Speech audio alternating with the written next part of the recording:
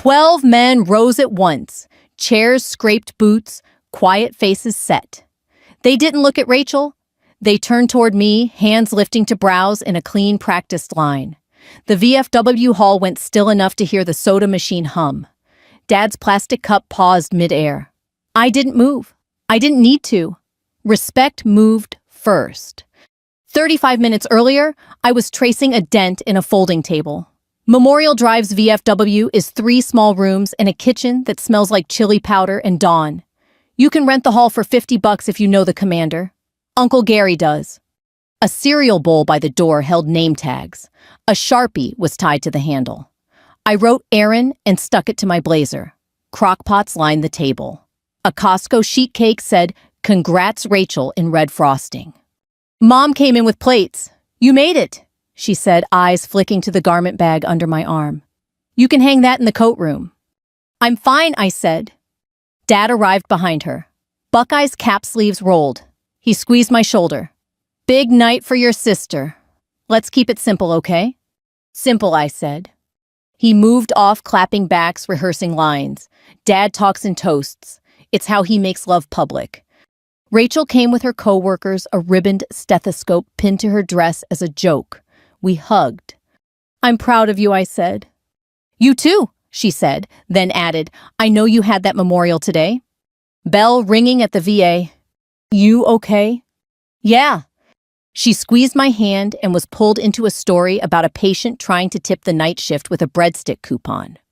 I slid my garment bag under the framed VFW charter and the faded 1978 parade photo.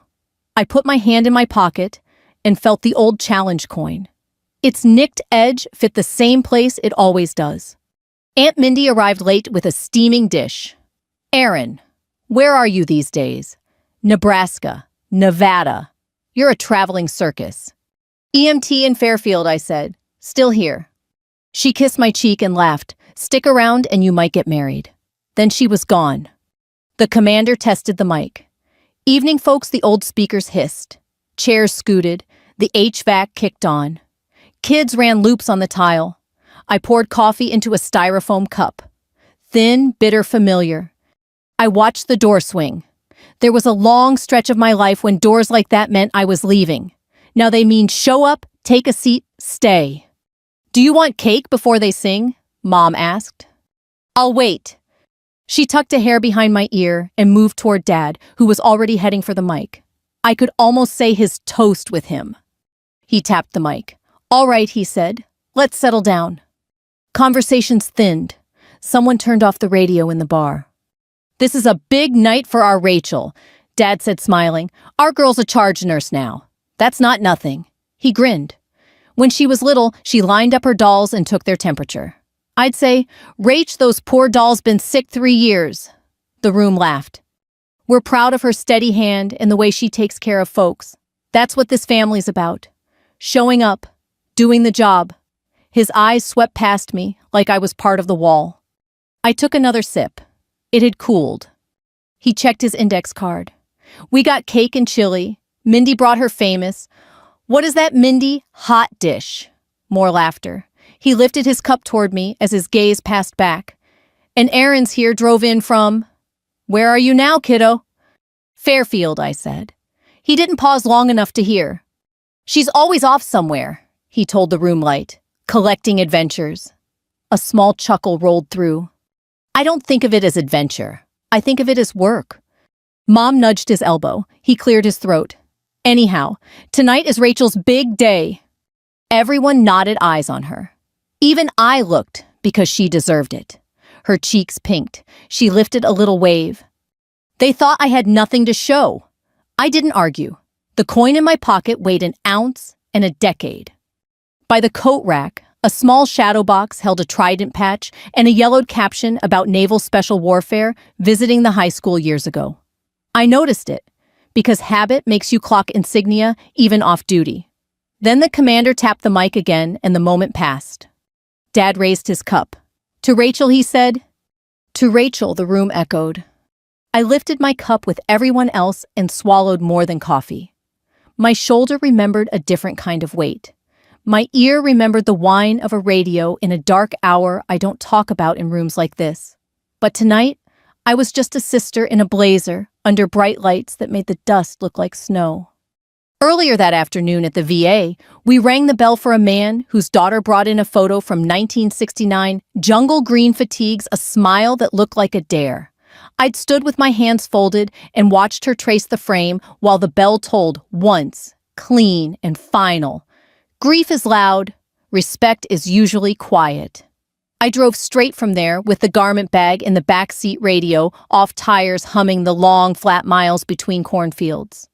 Rachel's unit had pushed a table together near the front.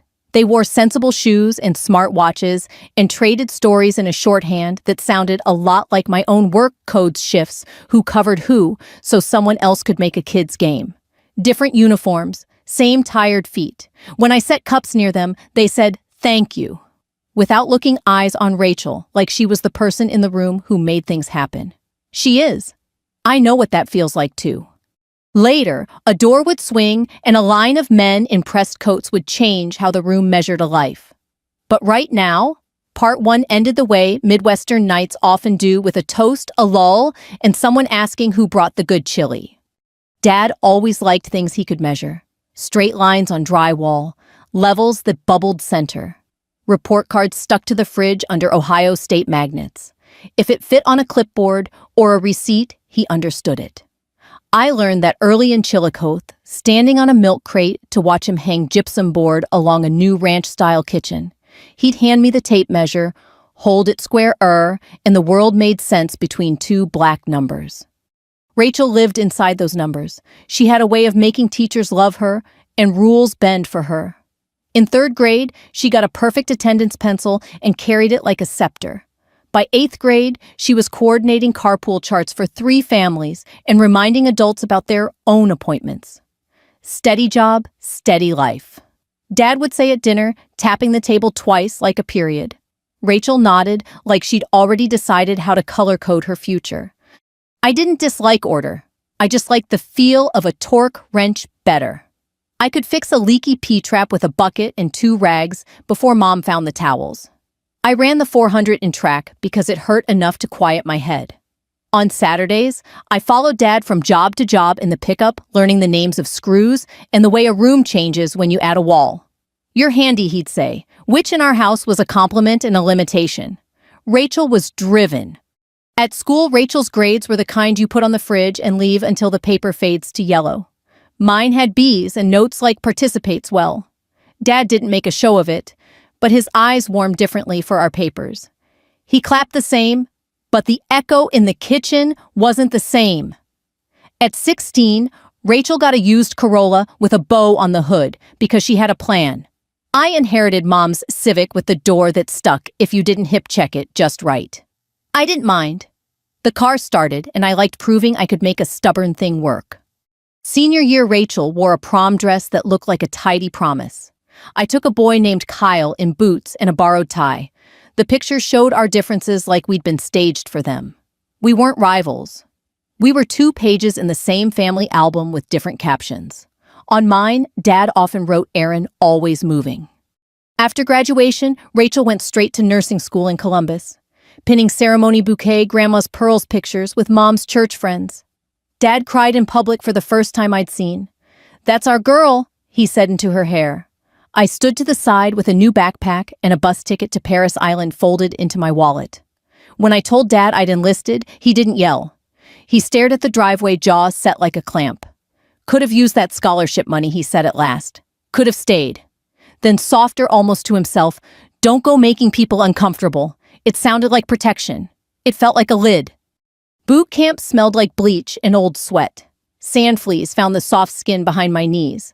I learned to move when someone said move, and to keep moving when they stopped talking. I learned that a rack can be made square in 30 seconds, and that the human body is a machine you can push farther than you think. On the phone, Mom asked if I was eating enough. Dad asked how many push-ups I could do and said, "Huh," when I told him. Rachel mailed me a photo of her apartment with the caption "First shift tonight." She looked like a person stepping into a life that had been laid out for her like a hallway of lit rooms. The first time I came home in uniform, Dad looked past the shine and said, "You'll stay out of trouble, right?" He meant it kindly. I said yes. We ate spaghetti. He told me Mrs. Lefebvre's new fence was crooked. We didn't know how to talk about the thing I'd chosen, so we talked around it. "You can always come back," he'd say, which comforted and dismissed at the same time. I didn't stay enlisted. A gunny told me I had the head for more. I went to Quantico, learned to keep my voice even on little sleep. Learned that you can be both scared and steady, and that people will follow whichever you feed. Later, when the assignments came, I didn't hand my orders around the living room. I folded them into my duffel and hugged my mother and left before Dad got home from a side job. He texted a thumbs up and "Be safe, kiddo." That was our way. Rachel collected milestones you could photograph. New scrubs, new badge, a photo in front of an SUV she bought with a decent interest rate because she knew how to talk to the man in the tie. She called Mom twice a week. She group texted meal trains for church members after knee surgeries. At holidays, she put timers on 3 casseroles and made room for everyone's food, even Aunt Mindy's experiments. When the hospital gave her a pin to mark 5 years, Dad bought a cake without being asked. "That's sticking power," he said, cutting generous slices. I collected months I didn't tell stories about. When people asked where I'd been, I said, "Out west," or training, or here and there. It wasn't secrecy for glory. It was the knowledge that some rooms can hold a story and some can't. When an uncle asked if I'd seen action, I said, "We all do our part," which was true and wrong at the same time. After a while, you learn to make your stories small at home. It keeps the edges smooth. It keeps the chili warm. The first and last time I mentioned air support at Thanksgiving, Dad's fork paused. "Don't talk like that at the table," he said. "Your aunt's eating." I wasn't talking about anything bloody. I was explaining how radio calls work the way they do in movies, except slower. Still, I put the lid back on that pot and set it on a back burner for good. Later that night, he patted my shoulder by the sink. "You know I'm proud," he said, eyes on the window where November pressed up against the glass. I said I knew, because it was partly true and partly something I wanted to make true. Rachel and I didn't compete. She called me after bad nights when a patient went down hard and there wasn't anything to do but chart and breathe. I called her from parking lots in the desert when the sky felt too big. We respected each other's silences. She never asked for details I wouldn't give. I sent her a challenge coin once with a note, "Hold on to this when you're tired." She sent a photo of it clipped to her badge reel like a secret between us. Years blur in clean, ordinary ways. Mom's hair silvered. Dad's knees stiffened. I moved back to Ohio for the reserves and took the EMT job in Fairfield because I liked the particular hum of an ambulance bay at 6 a.m. Rachel bought a little house with a porch swing and a mortgage that Dad read line by line like it might be hiding a trap. He fixed a loose downspout and left his tape measure in her shed, which in our family is the same as writing "I love you" on a note. When Rachel became charge nurse, Dad said, "That's management. That's something you can point to." He meant a title you could put on a cake. He didn't mean to make me smaller when he puffed her up. But when he turned to me with the same old line, "Aaron's always off somewhere," I felt the old lid pressed down. Fairfield, I corrected. But he was already talking into the mic at a retirement party about how proud he was of steady hands. I don't think Dad is a cruel man. He's a man built for measuring. My life hasn't fit well on his tape. I tried more than once to hand him another tool. "You can't see everything I do," I wanted to say, and that has to be okay. Instead, I brought potato salad and showed up for birthdays and let him make his little digs because it made him less afraid of not knowing. So when tonight's small chuckle rolled through the hall at Collecting Adventures, I didn't bristle. I gripped the styrofoam felt heat leach into my palm and did the thing I've learned to do, make the story smaller than it is so the room can hold it. The coin in my pocket clicked against my keys. Someone's kid knocked over a chair. Ordinary sounds stacked up to make an ordinary night. I didn't know yet that 12 men would stand together and make a new kind of measurement for my father to learn. I only knew the old math, Rachel's big day, Dad's toast, my quiet corner. 2 daughters, 2 measures. For a long time, that math had worked in our house. It was about to change. Sand smells different when it's in your teeth. Hellman's isn't beach sand. It's powder that finds the seam of your boot and the line of your ear and rides home inside you. The first night I learned that the moon was a thin smear, and the radio hissed with somebody else's static. I lay on my belly and counted my own breath to keep the pace of the net. They called our little collection of walls a patrol base, but it felt like a workshop with a roof missing. Hesco barriers stacked like giant gray Lego, a blue barrel for burnables, a plywood table that always looked damp. We taped laminated checklists to the wall because paper wants to curl when the air never quite dries. I kept a grease pencil on a lanyard. You don't lose a thing that's tied to you. My job was simple and not simple. You listen, you think in ranges and bearings, you make the slow sound of calm when other people's voices go thin. Technical words exist for it. The words I use at home are, I talked to airplanes so our guys could live. I learned the heft of that sentence the night Alvarez's team got pinned under a wall that had more holes by morning than it did at supper. It started with a footstep where there shouldn't have been one and the crisp sound of a long burst. You can tell distance by how the air moves after. The seals were outside the wire heads down in an irrigation ditch older than anyone breathing. My radio lit like Christmas. You don't make your voice match the room when you answer. You make the room match your voice. I marked a point on my map with a dot that looked too small for what it held. My watch backlight was a coin of dull green. I cross-checked, spoke to a pilot who sounded like he'd slept recently. He hadn't. None of us had. I said the grid twice and the descriptions 3 times because the difference between east of and west of is human. I drew a straight line on paper. The earth is never straight. You correct for that with humility and math. Someone near Alvarez breathed like he was trying to sip through a straw. Someone else swore soft and steady the way you do when you're keeping another human from coming apart. I could see none of them. I could hear everything that mattered wind direction. A thump like a door closing far away, the way a man's vowels change when he's bleeding. My hands moved without heat. The night put its shoulder against me and waited to see if I'd lean.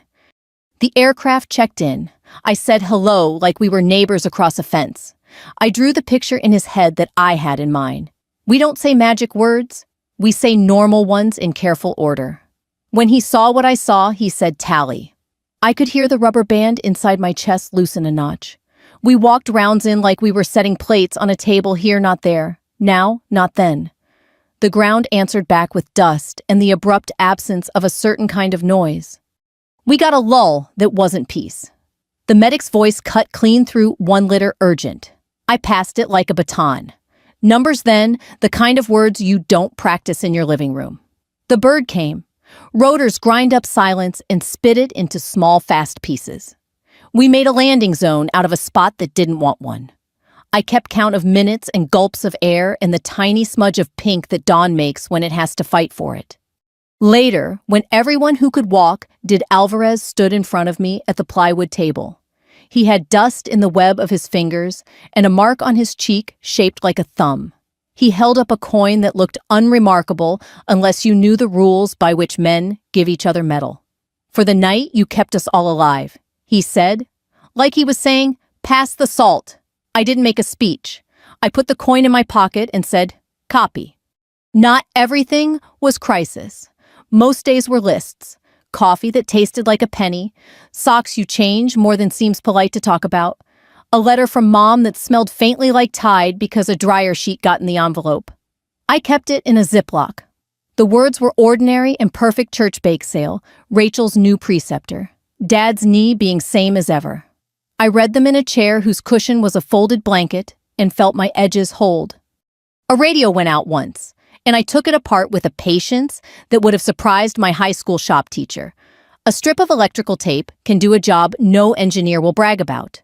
When it crackled, I felt a pride I didn't put on Facebook because there wasn't Facebook there, and because I don't measure worth by likes. I measure it in the steady green of a status light and a voice that doesn't have to say again. I got hit the kind of way you can come home from. A scrap of metal found the soft below my ear. It bled more than it hurt. Someone with gentle hands and tired humor put me back together. Pretty, he said of the scar. Adds character. I told him I had plenty of that already. The paperwork later used words like purple heart. I folded the citation in thirds and slid it under socks in a footlocker, while the laundry steamed up the room. When awards were mentioned in formation, I stood straight, took what was handed, and thought about the people who didn't get to put theirs in drawers. At home, when an uncle asked if I'd got one of those medals, I said, "We all get what we get and pass the rolls." He meant well. He wanted a story with edges. I had sand where edges should be. I didn't tell my father about the night in the irrigation ditch, not because I thought he'd be scared, and not because I wanted to keep a shiny thing to myself. I didn't tell him, because you can't tape a map to a VFW wall and make a room full of people see what you saw in the dark. He builds straight lines he can run his fingers along. That night was a spiral that held. Before rotations end, Alvarez and his men used a quiet afternoon to fix our sagging volleyball net. They didn't make a deal of it. They tied new knots, tested the give, and left 2 extra lengths of paracord coiled by the post like a note for later. He said, when we were packing connexes and wishing we'd brought fewer books and more socks, "If you ever need us, ma'am, you call." I said, "That's not how this works." He shrugged like the sky was his to borrow. It does today. I never called. Not once. Through moves and drills and the long exhale of coming home. I put the coin in my pocket when I flew commercial in dress blues, because travel is easier when people see what you are. I left it in a kitchen dish with paper clips when I carried groceries up 3 flights. I took it out again the day I pinned Captain, and then forgot it under a stack of coupons. It came back to me the way some things do by accident the morning of a bell ringing at the VA, my fingers fishing in the dish and finding nicked edges that remembered my skin. I brought that coin to Rachel's party without thinking about why. Habit, maybe. Or maybe some part of me knew that the way respect moves is in straight lines you don't plan and right angles you don't draw.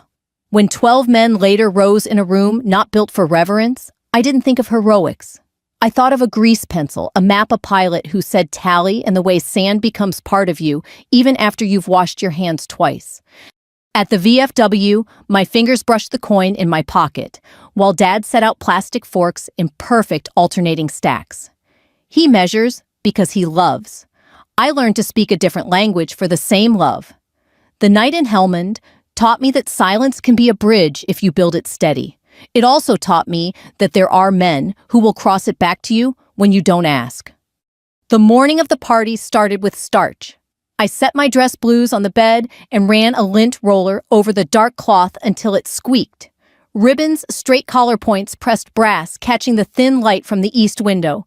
I wasn't planning to wear them to the VFW, only to the bell ringing at the VA, but the way the jacket lay there had its own kind of gravity. I took a picture for no one, folded the hanger hook into my palm, and slid the blues into a garment bag with a zipper that sticks at the bottom if you don't guide it. Mom called while I was hunting for my black pumps. "Can you pick up coffee creamer and a bag of ice your father forgot?" "On it," I said, shouldering the garment bag. "You want French vanilla, or the other one that tastes like melted candy?" "French vanilla." The other one gives him ideas. At Kroger, I grabbed the creamer, a sack of ice that wet my jeans, and a small bouquet of grocery store flowers for the plastic table by the sign-in book. The cashier, a kid with a buzz cut, pointed at the garment bag. "Prom." Something like that.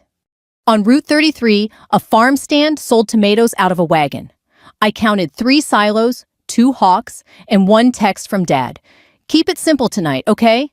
It's Rachel's thing." I thumbed back, got it, and held the wheel steady through a patch of wind that made the car shift. Keep it simple is how we manage each other. The VA lobby bell hangs from a bracket near the framed photos. It's polished by strangers' hands.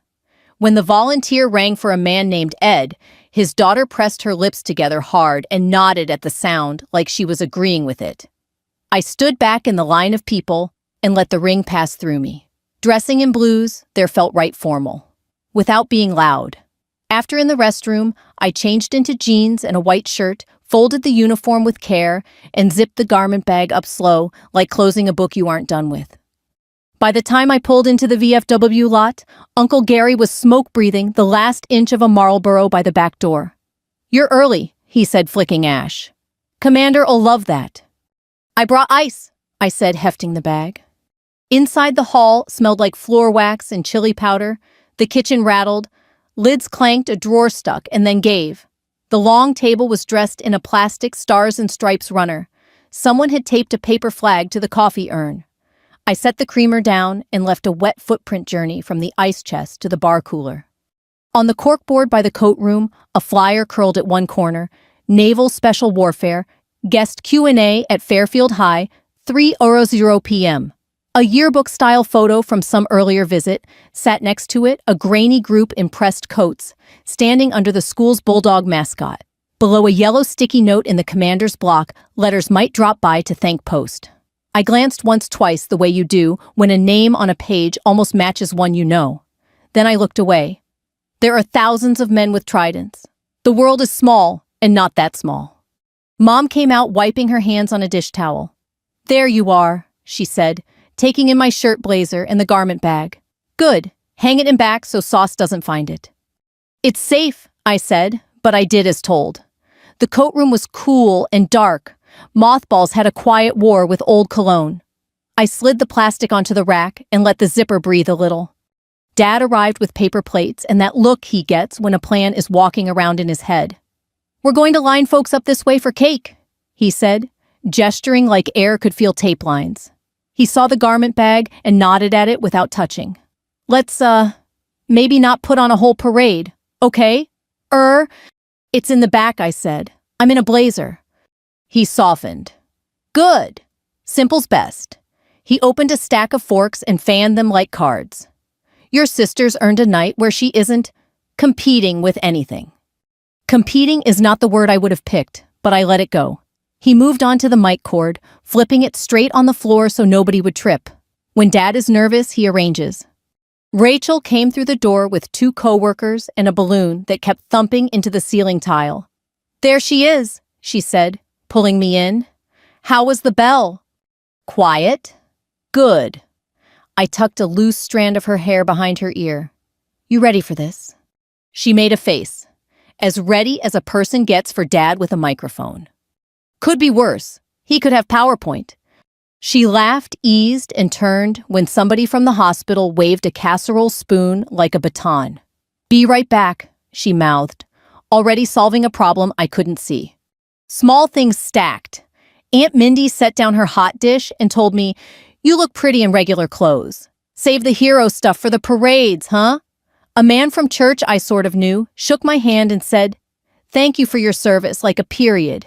Then pivoted toward Rachel with questions about night shifts. One of the old guys at the bar tapped the VFW charter frame with a knuckle and asked me if I'd ever met R. Lee Ermey. Only in reruns, I said. He laughed like that was the answer he wanted. The commander tested the mic and winced at the feedback. We'd like to welcome visitors, if they show, he told me in an aside chin, flicking toward the corkboard. High school had some Navy fellas this afternoon. Sometimes they stop by on their way back to the interstate. I'll keep out of the way, I said. He squinted at my name tag. Walker. You any relation to that old Marine in the parade photo? No, I said then to be kind, good posture, though.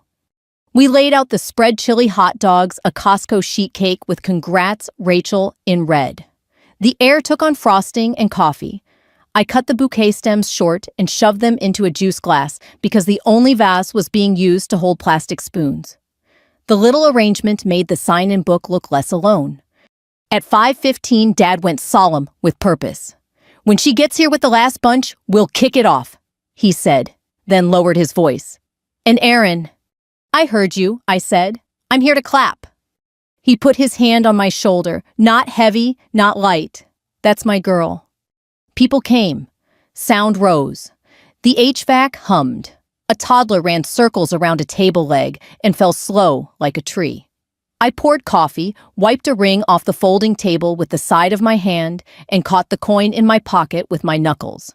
Old habit, old comfort. At 5:32, a small knot of men in sport coats stepped into the doorway, not together so much as coordinated by accident. They carried themselves like they'd been told to walk normal, which is how you can always tell. The commander's face changed first. He straightened the mic stand and gave me a quick, unreadable glance.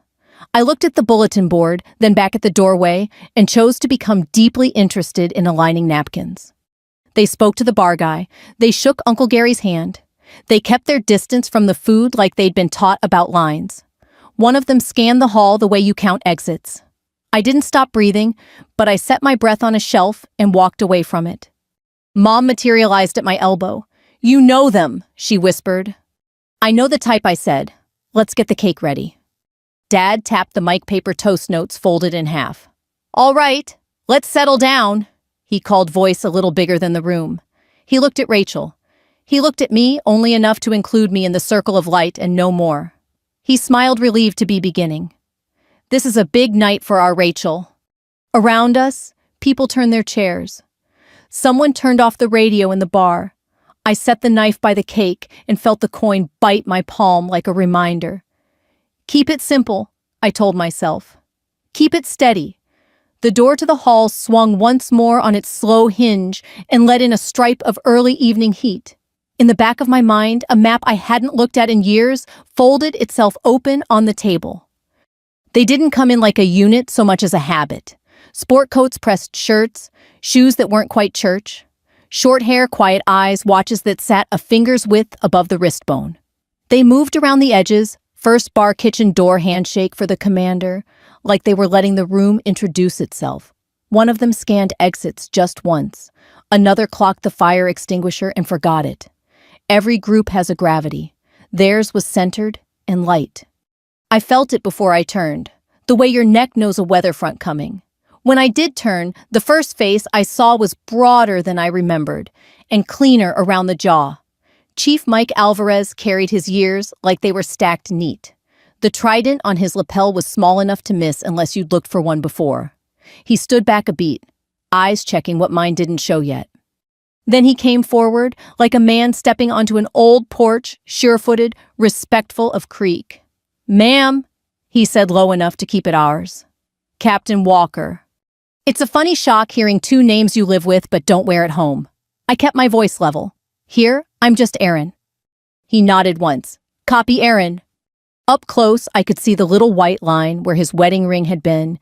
Even though he had it on now, sun will do that to a person. Behind him, a younger officer, LT bars. Ginger hair clipped within an inch of regulation, hovered at an angle that said he was there if needed, and invisible if not. "We were at the high school," Alvarez said. "Commander said we could pay respects to the post. Didn't mean to step into a family thing." "It's a good haul," I said. "Coffee's decent if you drown it in powder." His mouth twitched. "We've had worse." The lieutenant stuck out a hand. "Dan O'Rourke, ma'am." When I didn't take the rank bait, he adjusted on the fly. "Dan." "Aaron." He let my hand go without squeeze contests. "You were?" He didn't finish. "Good upbringing." Alvarez finished it in a way that wasn't a finish. We overlapped. Once. I swallowed the memory that rose on that word. Once I said, "Can we do something small later?" Alvarez asked. "No speeches. Just a coin and a thank you, if you'll allow." I felt the coin in my pocket press back like a nod. Somewhere behind me, Rachel laughed high and clean at something one of her nurses said about a patient who tried to tip with a breadstick coupon. I could see Dad at the mic shuffling his index card, his tells getting louder as he neared the part he loved organizing a moment. I looked at Alvarez's face and saw not a trap, but a mirror. "It's her night," I said. "I don't want to." "Steel thunder," he finished with a softness that made me think he'd been a younger brother once. "Copy. We'll stand back." "Thank you," I said. He angled his head. "We'd still like to stand if there's a way to do it without making trouble." I opened my mouth to say no. The habit of staying small at home is a muscle that doesn't lose strength. Then the commander drifted over on the tide of his duties, catching Alvarez's sleeve with 2 fingers like a fisherman gentling a line. "You gentlemen want to say anything," the commander murmured, eyes asking as much as his mouth. He looked to me too, because he's known my mother 30 years, and because respect is a language our county still speaks. Alvarez's eyes flicked to mine. He waited. I'd prefer I started, and Dad tapped the mic. The room hushed the way Midwestern rooms do, obedient kind, a little eager to be told the shape of things. Folks' dad boomed, smile warming him from the inside. This is a big night for our Rachel. So, it began. Mom angled toward the front with a tissue she wouldn't use. The nurses turned their chairs. The toddler was scooped up and bribed with a cupcake. The line of men dispersed to posts along the back wall like nothing at all. Alvarez stayed close enough that I could hear him breathe when the mic squealed and Dad grimaced. He launched into a story about Rachel's second shift, the night an elderly man tried to leave the ER because he felt bad about taking up a bed when other people looked worse. Our girl walked him back in with a voice like a warm blanket, Dad said, and the room hummed its approval. He told about Rachel's planner, color-coded like a Christmas tree, and how she keeps our family on time for the first time since 1989. Steady hands, he said. That's what this family's about. Then, like he couldn't resist the old shape of the joke, he turned the lid on me without looking. Aaron, meanwhile, keeps us guessing. Chuckles affectionate and not. Girls got a new zip code every 6 months. Another little wave of sound. I let it pass. The coin in my pocket was hot now. The room ran warm, even with the AC pushing. O'Rourke's eyes slid over and caught on the faint scar under my ear. His gaze didn't linger, didn't pry. He recognized a map marker and kept moving. Alvarez didn't smile at any of Dad's lines. He wasn't offended. He just wasn't in on our family's running joke. His face held the patience of a man waiting for a weather break. When Dad talked about Rachel's double shifts, she'll run from 112 to the next and do it with a good word for every soul who crosses her path. Alvarez's jaw set the way jaws do when gratitude hums under the skin. Nurses keep a lot of men alive. We all know it. When Dad asked us to raise our cups. To Rachel, I lifted mine. So did the 12 at the back, late and quiet. Foam licked the rim. My hand shook a fraction. Alvarez glanced at the commander, who hovered near the dial on the PA like a man with his fingers on the volume of a heart. After cake, the commander breathed to Alvarez, not quite whispering. Just a courtesy. Alvarez lowered his voice to the floor. No parade. Tight and clean. I shook my head once, small as a breath. The commander caught it and weighed it against something older than any of us. Post-rituals guest courtesies, the way men of a certain tribe say thank you when they find one of their own. Undercover in a room full of grocery store frosting. He tipped his chin, apology resolve. Dad turned a card and told a story about Easter, the year I changed oil in the driveway before church because the Civic sounded like a hive of wasps. She had her good dress on over coveralls, he said, laughing. Came in smelling like a Jiffy Lube and Pine Sol. Lord, love her. The room laughed with him.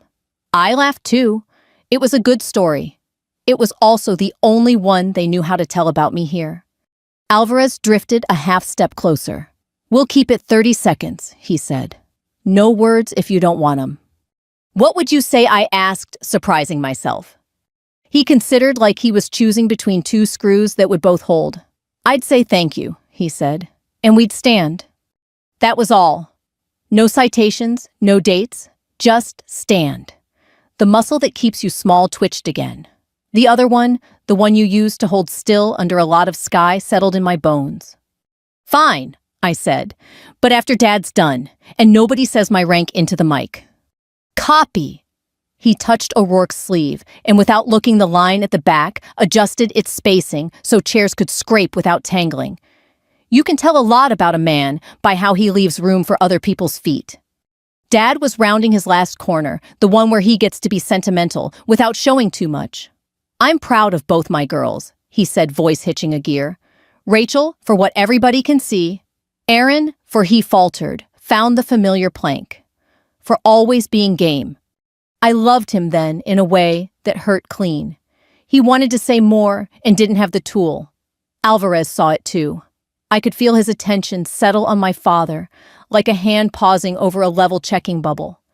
The commander stepped near the mic as Dad reached for the knife. Before cake, he said to the room, not quite asking a brief courtesy. He looked at me again, asking with his eyes if the bridge would hold. I gave him the smallest nod a person can give, and still mean yes. Alvarez inhaled once. O'Rourke's jaw clicked. 12 men straightened without sound. Chairs waited to be moved. The air tasted like coffee and something older gun oil's ghost floor wax pride stored for later. Somewhere a coin turned in a pocket and decided to stop. The commander cleared his throat and tilted the mic away from his mouth so his voice wouldn't boom. Before cake, he said we'd like to observe a brief courtesy.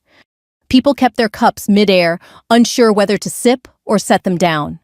Dad froze with the plastic knife in his hand, the blade already touching the frosting. Rachel turned in her chair to see what needed fixing. I felt the coin in my pocket find the seam of my palm and nest there, like it belonged. Alvarez didn't march. He nodded once to the line at the back. Chairs scraped quiet, controlled like furniture learning manners.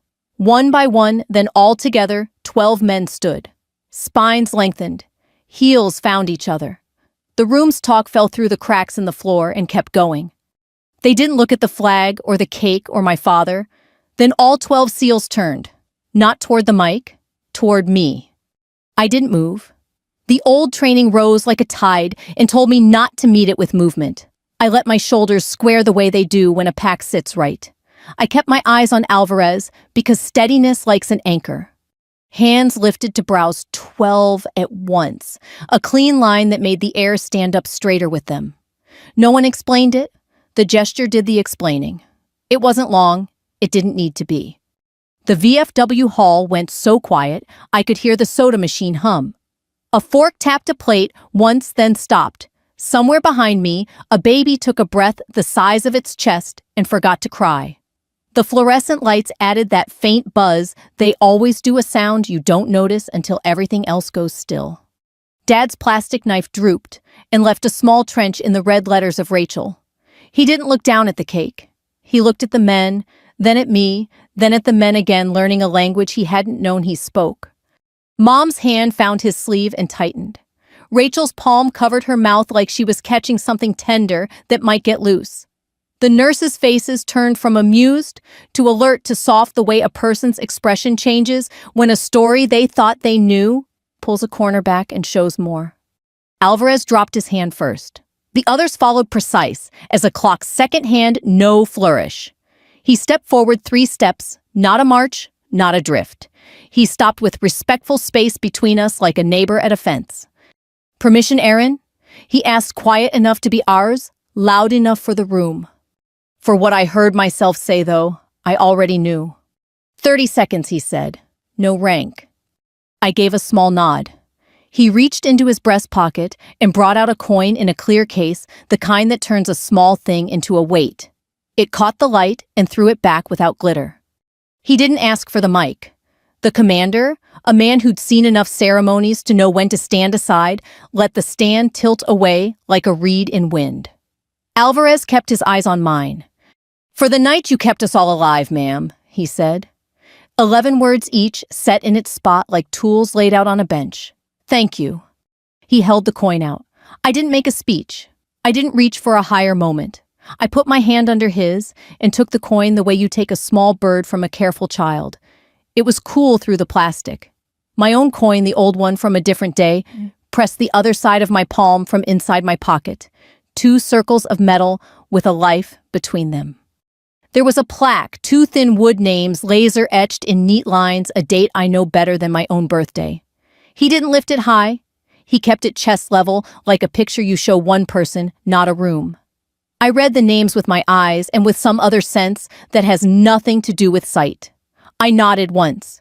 He nodded back, the kind of nod men in our world use to mean exactly received. We didn't shake hands. We'd already done something older. He stepped back. The 12 adjusted a hair's width and came to rest the way a swing settles after you take your feet off the ground. Nobody clapped at first because nobody knew if it was that kind of thing.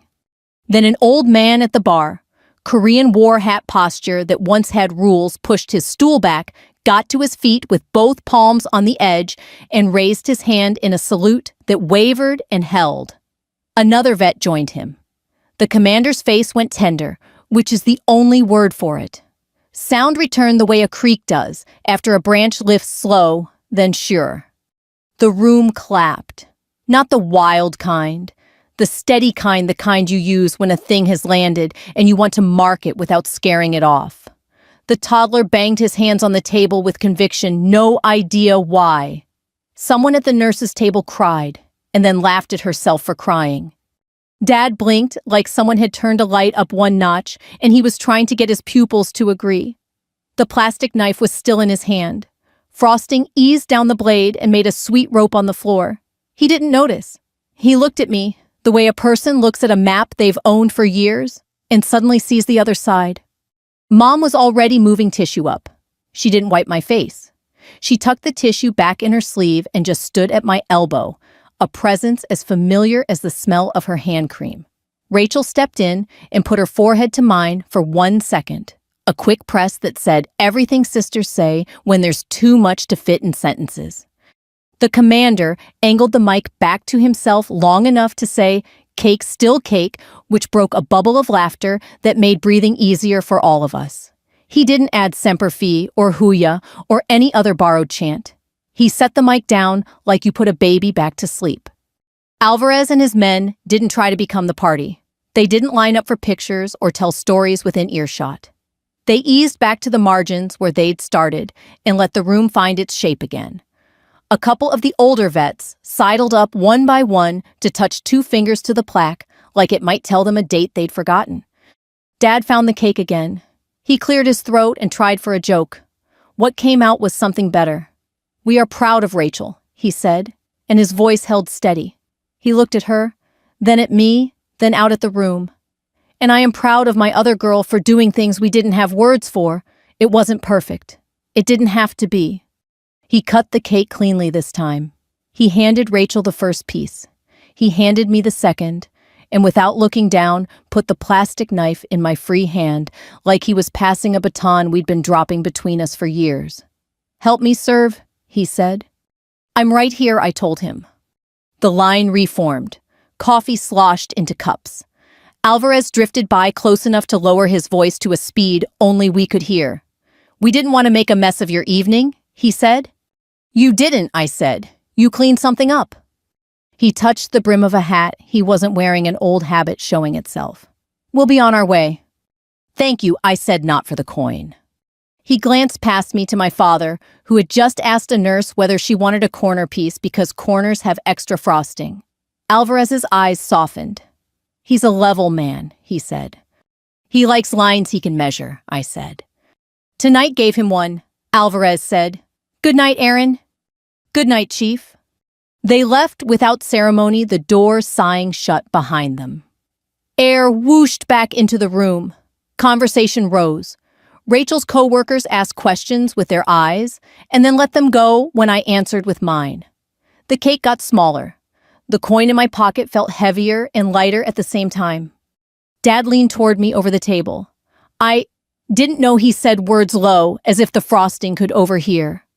"I know," I said. "It's okay." He nodded, small, grateful for the size of a sentence he could lift. He cut another slice. I slid a plate under it. We worked in rhythm the way people do who've done this all their lives, past, place, thank you, next. Respect doesn't always shout. Sometimes it turns in unison and stands. And in the quiet, after you hear something inside your life click into place. Cleanup at the VFW is a quiet choreography. Plates stack, tables fold the coffee urn. Sighs its last breath. Mom talks with 2 of Rachel's nurses about an old hymn their churches both sing in different keys.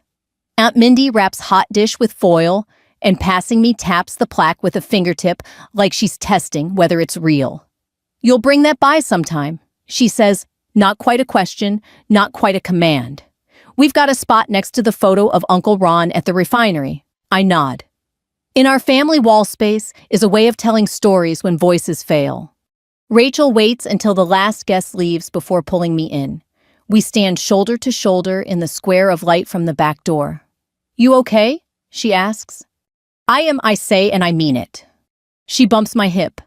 I don't have a word for what that was. It felt like when a storm breaks, except nothing gets wet. "Respect," I say. Sometimes it sounds like nothing. She holds my gaze a beat. "We'll do a do-over dinner," she says. "For you. No speeches, just pot roast and pie. Bob Evans. Tuesday, I'll clock out early." "You don't have to." "I want to." She squeezes the back of my arm the way Mom does when traffic's bad. "You've carried quiet a long time. Let us carry you for an hour." The commander appears with a cardboard box. "Extra cake for your mother," he says, but his eyes are on me. He doesn't try a salute. He sticks out his hand like a neighbor. "Glad you were here, Walker." He adds practical, "I'll laminate a copy of that list of names. The paper will curl otherwise." "Thank you," I say, because that's what you say when a man offers to keep memory from warping. Dad lingers by the coffee, performing a task so small it doesn't count as work, wiping a ring off a table with a napkin. He does this when there's something bigger in the room he's not ready to touch. I carry the garment bag from the coat room and set it near the door. He watches the zipper inch and clears his throat. "Need help with the chairs?" he asks. "I've got these," I say. Then because I know him, "But you can help me with something outside." We step into the evening. The air smells like cut grass, hot asphalt, and frosting that's given up. The lot has the kind of light that flattens shadows. The F-150's paint looks younger under it. Dad rests his hands on the bed rail like he's about to lift plywood. "You want me to take that?" he says, nodding at the garment bag. "Sure." I hand it over. He sets it in the truck like it's a person sleeping. He doesn't say the word uniform. He doesn't have to. "It's heavy," he says, surprised. "Brass," I say, "and cloth." We stand a minute listening to a cricket that hasn't gotten the memo about the parking lot. He breaks first. I didn't know, he says, voice dropping like a level settling. "I know," I say. "I never made it easy to know." He shakes his head. "That's not on you." He looks at his hands. "I like things I can hold up and show people. Titles, pins, pictures. You brought me a different kind of, I don't know, rafter. Beam." He laughs once embarrassed. "I'm not smart at this." "You're fine," I say. "You taught me to make things square. Tonight you did that. You made room." He nods, swallowing. "They stood for you," he says, as if speaking the fact out loud gives it a place to sit. "Those fellas. They stood for a night and a map, and a lot of other people," I say. "I was just the address." He glances at the plaque cradled in my arm. "Those names," he says, softer. "I'll forget them if I don't see them." He gestures toward the box of church rummage sale stuff in the truck bed. "Your mother's got that shelf under the mirror. We could clear it. Put it between Rachel's nursing pin photo and the grandkids' school pictures," I say. "Let it be another one of the things we're proud of." He nods, relief moving through his shoulders like a release valve hissing. Then he does something small and enormous. He puts his hand on my shoulder the way he did inside. But this time, he doesn't steer me. He steadies himself. "Let me carry your uniform, Captain," he says, trying the word like a board under a boot. It holds. I don't correct him. I don't deflect. I let the word stand in the space between us and do its quiet work. Mom pushes the door with her hip and steps out holding foil and a purse. "You two about done measuring the parking lot?" she asks, trying to lighten a moment that's already light enough. "Almost," Dad says. He takes the foil from her and tucks it under his arm. "We're taking this stuff home." "We are," she says, reading him like a map. She comes to my other side and looks up. "You look taller," she says. "I'm the same," I say. "Well," she says, "sometimes the ground rises." On the drive, Dad keeps his hands at 10 and 2 and doesn't turn on the radio. At a stoplight, he says, "I told my nephew last week that heroes are people. Other people make up because they need a word." He glances over. "I'm not going to say that anymore." "You can say it sometimes," I tell him. "Words change jobs depending on where they are." He huffs a laugh. "You and your maps." He puts on his blinker like a man following directions on purpose. At the house, he clears the shelf under the mirror like a man making confession. He sets down the plaque without ceremony and steps back with his jaw working. Mom stands beside him, her hand curling possessive and gentle at the same time around the frame. She doesn't cry this time. She hums a bar of a hymn I know from childhood, the one about being carried. Rachel stops by on her way home, still smelling faintly of sanitizer and sugar. She snaps a picture of the plaque between the pin and the school photos. "Perfect," she says. "No hashtags." A Tuesday dinner, she reminds me, pointing 2 fingers from her eyes to mine. Pot roast pie, 0 microphones. "Deal," I say. We sit a while. Me, mom, dad, without needing the TV. He asks small questions that matter because of the way he asks. What does a map look like at night? How big is a radio voice? Does respect feel heavier than silence in your pocket? I answer in words he can hold. A map looks like trust when you can't see past your hands. A radio voice is regular on purpose. Respect and silence weigh the same until someone stands. Before I leave, Dad walks me to the porch. The neighbor's sprinkler ticks. The sky over the soybean fields is the color of dishwater going down the drain. He shifts, searching for a tool he can use. You'll tell me next time you've got a thing, he says. Doesn't have to be a big thing. Could be coffee after. Or a bell. I will, I say, and you'll come. I'll come, he says, even if I don't know where to stand. I smile. You'll figure it out. He pats the rail, satisfied. I usually do, he says, and it's not pride, it's hope. Driving home, I think about levels and lines and how we learn to measure each other wrong until something nudges the bubble center. We spend years making our stories small, so rooms can hold them. Sometimes the rooms get bigger. Sometimes 12 men turn at once and teach everybody new math. If you've got someone in your life who measures love with tools you don't understand, maybe nudge the bubble together. Share this with them. Leave a note with a name you want remembered. If you want more plain stories like this about quiet respect, second chances, and the rooms we make big enough for truth, stick around. Pull up a chair next time.